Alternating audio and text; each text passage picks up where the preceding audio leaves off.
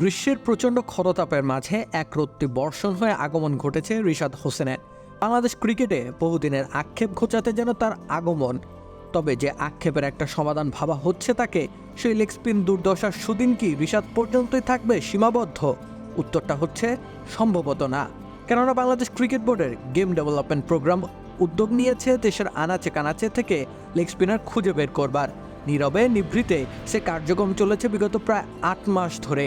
প্রায় 80 জন leg spinner খুঁজে বের করা হয়েছে ইতোমধ্যেই। সেই কাজটি যিনি করেছেন তিনিও এক প্রকার অখ্যাত, তাই সম্ভবত বাংলার গ্রামীণ জনপদে গিয়ে সম্ভাবনাময় লেগিদের বাছাই করতে সুবিধা হয়েছে তার। পাকিস্তানের শাহেদ মাহমুদ একেবারে লোকচক্ষুর আড়ালে থেকে লেগ স্পিনারদের খুঁজে বের করবার কাজটা করে গেছেন। অবহেলিত লেগ স্পিনারদের মধ্য থেকে সম্ভাবনাময় 80 জন লেগ স্পিনারকে নিয়ে শুরু হতে পারে ক্যাম্প। এসব তথ্যই অবশ্য জানিয়েছেন বিসিবির গেম ডেভেলপমেন্ট কমিটির চেয়ারম্যান খালেদ মাহমুদ সুজন। তিনি প্রথম শাহেদ মাহমুদের নীরবে কাজ করে যাওয়ার বিষয়টি সামনে আনেন। আন্তর্জাতিক ক্রিকেটে শাহেদ কখনোই খেলেননি, সুতরাং তার পরিচয় সম্পর্কে খুব বেশি ধারণা নেই কারোই। এমনকি তার ক্যারিয়ারের উজ্জ্বল দাগ কেটে যাওয়ার মতো কোনো অধ্যায়ও নেই। তবে বাংলাদেশের ঘরোয়া ক্রিকেটে বেশ লম্বা সময় খেলেছেন তিনি, এমনকি পারফর্মও করেছেন ব্যাটে বলে।